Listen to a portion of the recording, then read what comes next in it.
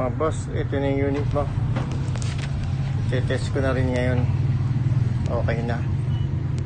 Tapos na ito, testing ko na lang. Ito yung out ng sa foaming. Ginamit ko muna yung post na pan-testing ko dito. Nandito naman yung bago para sa'yo. Saka yan yung dual timer mo. Ayan. Tig-iisa yan. Ito naman yung out ng ano, yung sa blower mo, tire inflator. Ito yung likod niya. Yan, individual switch. Ito yung dalawang outlet para sa pressure washer at yung sa ano man mo, vacuum.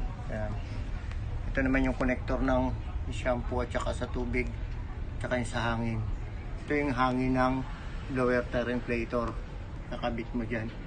Nandun yung kaputol niya na ganito. Ando sa loob. Ito yung papunta sa air compressor. Ayan yan. Ito yung sa tubig yan. May filter. May check valve yung dulo niyan. Ito yung sa shampoo. Ayan.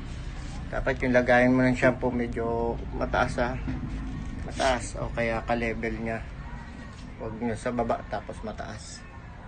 Okay, tetest ko na lang yan din. Pa-prime ko muna.